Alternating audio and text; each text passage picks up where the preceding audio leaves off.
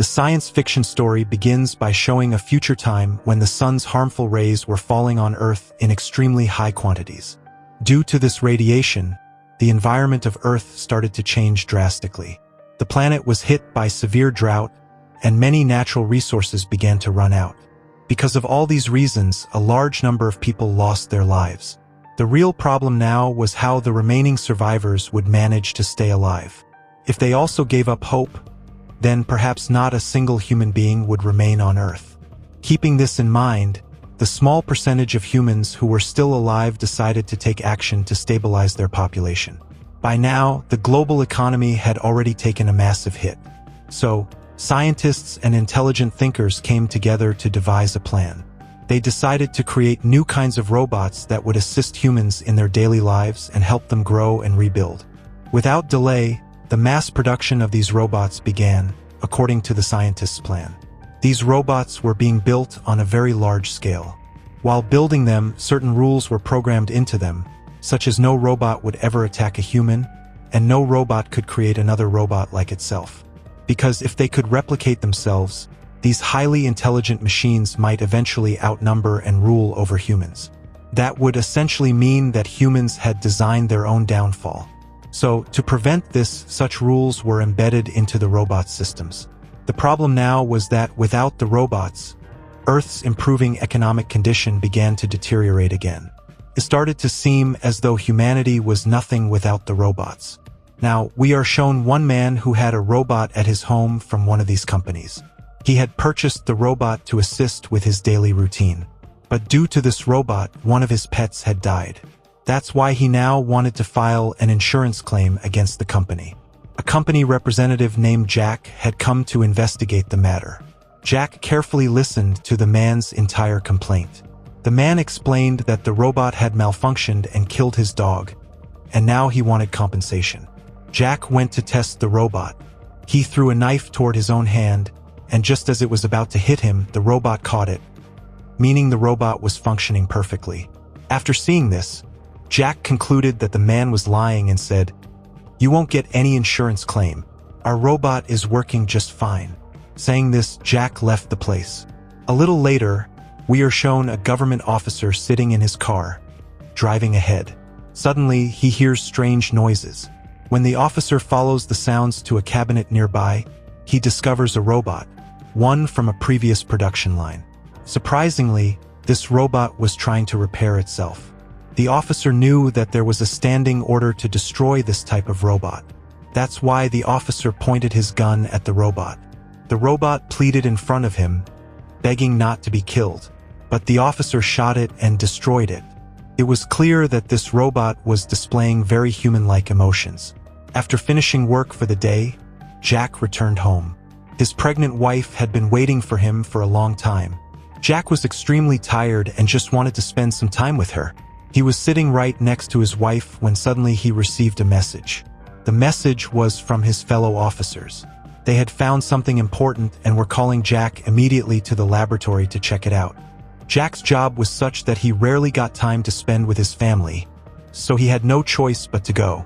One of the female team members had discovered a robot whose body parts were completely scattered and broken. But when she was examining those parts, she found something strange, an unfamiliar component. She called Jack into the lab and showed him the part, which was entirely different from what they had seen in any other robot. This robot was completely different from the others. Because of this unfamiliar part, it had gained the ability to think. But no one could figure out who had implanted this mysterious component in the robot. And perhaps this was the reason why some robots were behaving abnormally. Jack began thinking deeply about this and went to consult his senior officer. But the senior bluntly told him not to get involved in such matters. "Your job is just to handle minor company issues, not to conduct investigations like an officer," he said. Jack, exhausted from this relentless routine, just wanted to spend time with his wife. So he requested his senior for a transfer to the office near the riverside, a location with much less work. This way, he could spend more time with his wife. The next day, Jack was on duty at the new location with a few workers, keeping watch. When Jack went inside the facility, he saw robots being treated with extreme cruelty. These were the robots that seemed to possess emotions. One robot, in particular, looked at Jack with an expression full of sorrow, almost human-like. When Jack approached the robot to speak to it, he found that the robot had intentionally set itself on fire. It was burning completely, as if committing suicide. Jack was helpless. He couldn't stop it, and right before his eyes, the poor robot died. At this point, Jack made up his mind he was going to find out the truth behind all of this. Later, when the burned robot's body was examined, it was discovered that it contained a circular reactor. But the production company had never installed such a reactor. In fact, these reactors allowed the robots to operate for long periods without charging. Because of the inclusion of such foreign body parts, the robots' thinking capabilities had increased. They had started thinking like humans, which was leading to their malfunctions. Now Jack knew he had to uncover who was inserting these mysterious reactors into the robots, who was changing their nature and potentially turning them against humanity. When Jack's senior officer found out about this, he too began to panic, because if this continued, their entire production line would face even greater disruption. That's why Jack Sr. now requested him to take charge of the case and find out who was inserting these reactors into the robots. In return, the senior promised Jack that he would transfer him to another office, just as Jack had requested earlier. This meant Jack had no option now. He had to solve the case no matter what. Determined, Jack resumed his investigation. To continue digging deeper, Jack went to the same employee who had previously examined the robots. He asked the employee where this nuclear battery might have originated from, and who could have implanted it into the robots' bodies. The employee explained that such a nuclear battery couldn't have been made by a human. It was something only a robot, one far more advanced than the rest, could have created. And possibly that same robot was modifying the others by installing these new components. During production, all robots were programmed with strict rules. They could not create others like themselves, nor could they harm anything. So then, why were some robots committing suicide by shooting or burning themselves? All of this remained a mystery to Jack, but he had to solve it. Not just to save lives, but also to earn his promotion and get transferred out of this dreadful place. It was a deserted factory with no one in sight. As soon as Jack stepped in, he was confronted by a woman, pointing a gun straight at him. Her name was Mina. She was just about to shoot, but before she could fire, Jack held up the nuclear battery to show her. Mina stopped her attack and lowered her weapon. Jack then asked her directly, "Are you the one who created these robots?" Mina admitted without hesitation that she was the one who had upgraded these advanced robots. Mina began explaining to Jack why she had to do all this. The truth was, robots needed to evolve with time. If they stayed the same forever, humans would never truly value them. So, to push them to the next level, Mina made these modifications. The robots created by Mina could now create more robots like themselves, defend and protect themselves independently. This way, Mina no longer had to worry about them.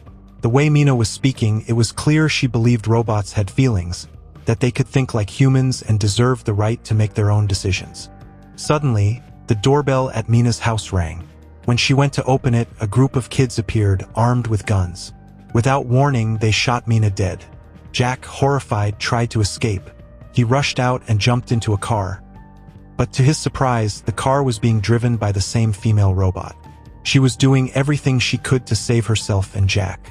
But the real problem was that several gangsters had arrived too, all determined to kill Jack. The female robot skillfully maneuvered the car, evading their attacks and protecting Jack at all costs. Eventually, she crashed the car to block the enemies, saving them both. But in the process, their car also crashed, and both of them were seriously injured. Jack lost consciousness at the scene. Some time later, when Jack opened his eyes, he found himself in a barren, desolate area. In front of him, the female robot was repairing herself with great precision and focus. But Jack's body was too weak. He fainted again. Later, he became aware that the female robot was dragging him across the ground, trying to save him at any cost. She wasn't alone. 3 other robots were helping her. When Jack finally regained full consciousness and saw what was happening, he was shocked. He tried to reason with the robots, saying, "We should head toward the city. If we go the wrong way, we'll just keep wandering." But the robots didn't listen to him. So Jack started walking ahead on his own, limping with a wounded leg. All the robots stared at him, and due to exhaustion, Jack collapsed again and lost consciousness. Even during the night, the robots didn't leave Jack alone. They even fed him, taking care of his survival. This proved one thing. Although these robots didn't follow the first two production rules, there was still a directive in them to protect human life. These robots were showing true human survival instincts, how to protect both themselves and Jack. By morning, the group set off again toward their unknown destination. But no matter what happened next, Jack still couldn't bring himself to fully trust these robots. Jack was desperately thinking of a way to escape from there. So he made up an excuse, saying he was thirsty and needed water. While the robots were busy arranging water, Jack secretly took out a device and sent his location to his senior.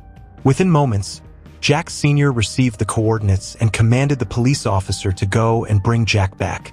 Jack was aware of all this and continued to distract the robots, buying time until the officer arrived.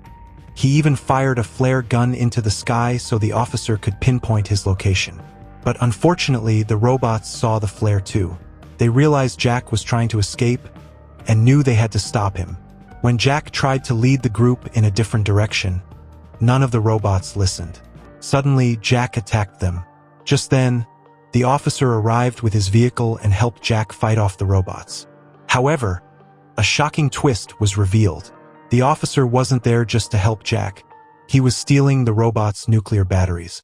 He knew these batteries could be sold for a huge price on the black market. Jack was horrified.